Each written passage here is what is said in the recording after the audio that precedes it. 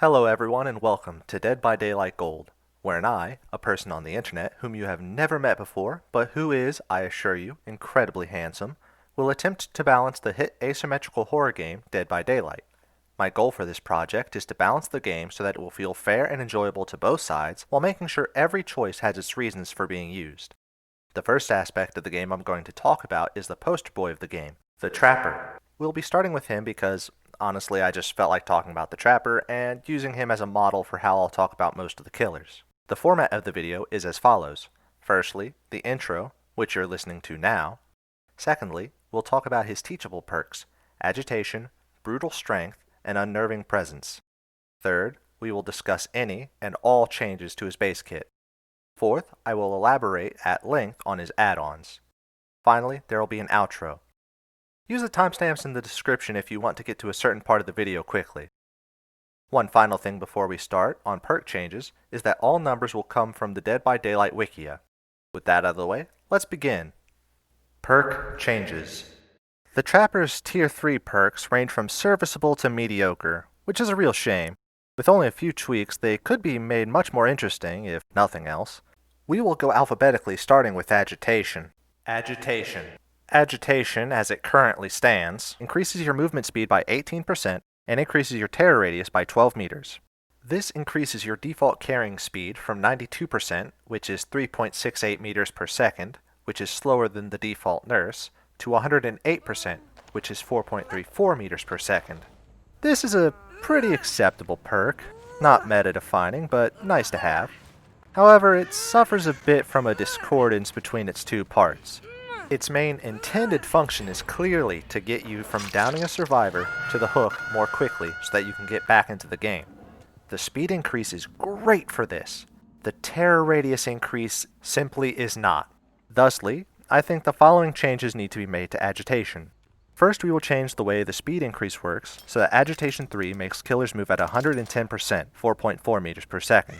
This is simply because 4.34 meters per second is such an awkward thing to say and remember. Secondly, we will remove the terror radius increase as it doesn't really fit with the perk's intended purpose, nor is it too helpful in general.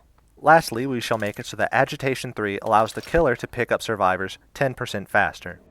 This would take the pickup time from 3 seconds to 2.7 seconds. This will obviously stack with Fire Up should the killer be running it, of course. Assuming you pick up 12 survivors in a game, this will take your pickup time from 36 seconds in a game to 32.4 seconds. Not overpowered, but it is convenient if nothing else. Brutal Strength. Brutal Strength is a simple but effective perk.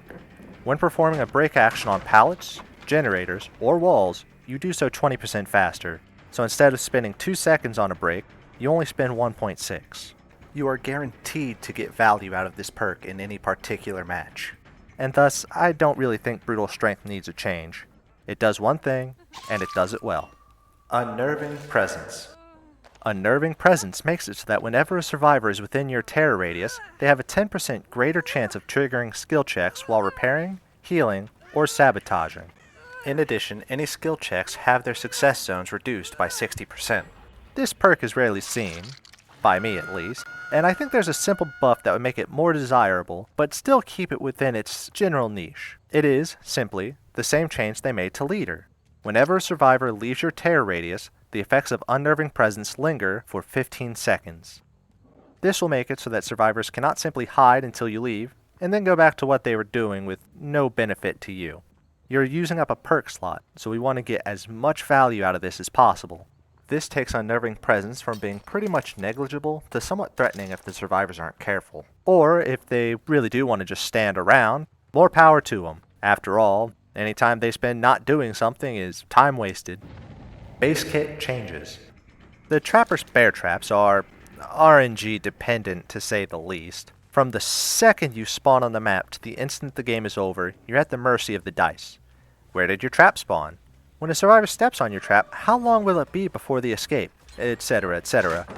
This all makes it somewhat more difficult to determine what you should be doing than it should be. For example, if someone is trapped 30 meters away, do you go for them or is it a waste of time? You can't know. As such, I propose the following changes to Trapper. Trap capacity.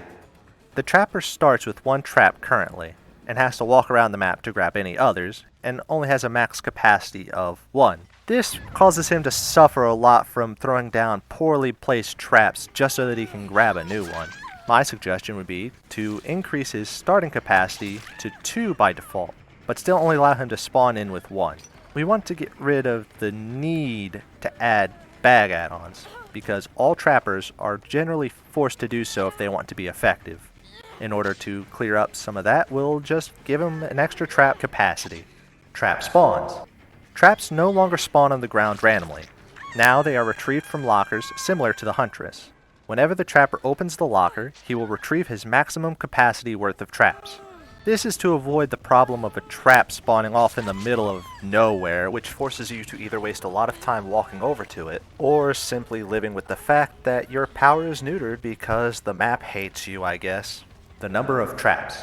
There are currently a maximum number of 6 traps when you don't use any add-ons. 1 in your hand, and 5 on the field, just chilling out, maxing and relaxing all cool. Now, however, there will be a maximum of 7 on the map at any time, regardless of add-ons. This is a small increase of 1 to the current number of traps that spawn on the map. This number can no longer be increased by bag add-ons as they are currently. This is so that games against the trapper are more consistent, as well as equalizing the amount of resource management a trapper will have to do in any given game. Use them wisely, but you will never have more or less, so you'll always know what you're getting into. Stepping on a trap while injured. If a survivor currently steps on a trap while injured and escapes, there is no penalty. Step on a million traps in a row, escape all of them, you're perfectly fine. I don't think this is good, as it allows survivors to make free mistakes and rob the trapper of pressure. The entire point of trapper is to be an area of denial killer. So, we're going to change that a little bit. Instead of simply escaping for free, if a survivor is injured when they step on a bear trap, they are afflicted with the deep wound status effect upon escape and have 30 seconds to mend. This timer starts the second the survivor is off the trap. Survivors who are already suffering from the deep wound status effect lose 25% of their bar, so about 7.5 seconds, and their timer is paused for the duration that they're on the trap.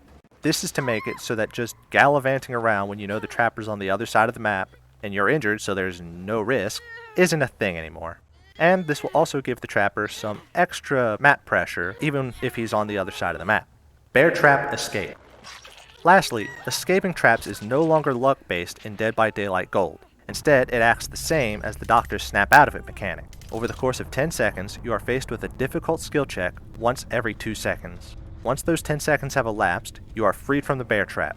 If you fail a skill check, you suffer a 5-second penalty to your progress and scream, revealing your location to the killer, in addition to the aura. This change, I think, might be the most important one, as currently you can be trapped anywhere from 2 seconds to literally forever. This non-luck-based system will make it so that the bad RNG that can make a match frustrating is reduced somewhat for both sides. I know that I've personally been stuck in a trap for a minute straight before, which is kind of funny in retrospect actually, but was pretty frustrating during the game. This does, however, mostly benefit the trapper, but it's his power, he should benefit from it the most. Add-on changes. The first thing to discuss in this section is how add-ons will work in Dead by Daylight Gold.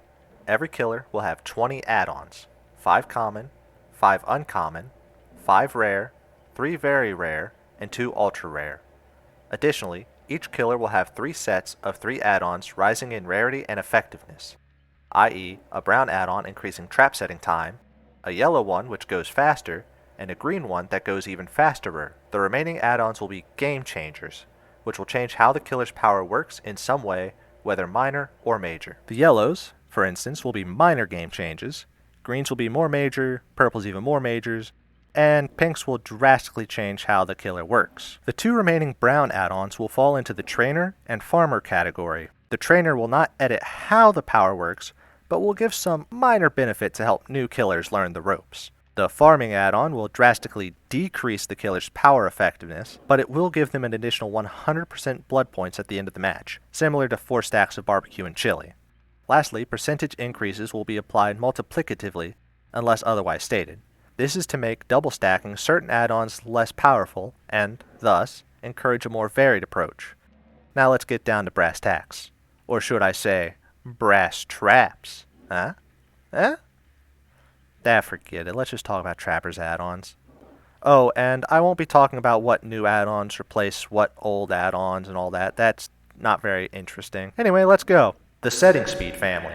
The Trapper gloves, trap setters, and setting tools will reduce the time it takes for the Trapper to set a trap by 15%, 30%, and 45% respectively. The amount of time will be shown on screen as to how well they work when put together. Traps carried / capacity add-ons. The Trapper sack, Trapper bag, and stitched bag will increase the max number of traps you can carry as well as how many you start with. By default, you start with 1 and can carry 2 maximum. With the Trapper sack, you will start the game with 1 additional trap in your hands. So 2 at the start, 2 maximum. The bag, you will start the game with 1 additional trap and increases your max traps carried by 1. So 2 to start, 3 maximum. The stitched bag, you will start the game with 2 additional traps and increases the max traps carried by 1. Therefore, 3 to start, 3 max. These stack additively, of course. Just do some very simple addition and you'll figure out very quickly how they stack together. Don't worry, I believe in you. You can do this. Disarm time. The strong coil spring, 4 coil spring kit, and secondary coil, which increases the amount of time to disarm a bear trap by 10, 20, and 30% respectively. This stacks additively. The various trap disarm times will be displayed on screen for anyone interested. Finally, let's move on to the game changers. We will start with the Trapper's Farmer add-on, which is the padded jaws. The padded jaws make it so that escaping or being released from a bear trap does not cause you to lose a health state. This trumps all other add-ons. Additionally, it grants you 100% additional blood points at the end of the trial. The trainer is the luminescent die. Traps you have set emit a small pillar of light visible only to you, which is essentially the map add-on, which will show a small pillar of light in the center of each active trap. The logwood die slightly darkens traps, so no change to the current game state. The serrated jaws. Survivors who step into the bear trap suffer from the hemorrhage and mangled status effect until fully healed. As it stands, hemorrhage on its own isn't enough, so I combined the serrated and rusted jaw add-ons and increased the duration to, essentially, be sloppy butcher. That way, you get a bit more benefit from it. Tar bottle. Considerably darkens bear traps, so no change to the current game. Wax brick. Increases the time to escape bear traps by 3 seconds, from 10 seconds to 13. The bloody coil. Healthy survivors who disarm a bear trap are injured. Injured survivors who disarm a bear trap are afflicted with the deep wound status effect and have 30 seconds to mend. Dying survivors who disarm a bear trap are cheating and should be ashamed of themselves. Metal leggings. The Trapper can no longer trigger his own traps. Pretty simple, really, and generally pretty helpful. Oily coil. Survivors must succeed a tremendously difficult skill check while attempting to disarm a trap. Failure resets disarm progress to 0, so essentially overcharge but on a bear trap. The honing stone. Survivors who free themselves from a bear trap are put into the dying state. Iridescent stone. Any trap that is disarmed will rearm itself after 30 seconds, and it decreases the number of available traps by 2, from 7 traps total to 5. This will make the traps you do have much more powerful, but will also make it so that you have less traps to work with.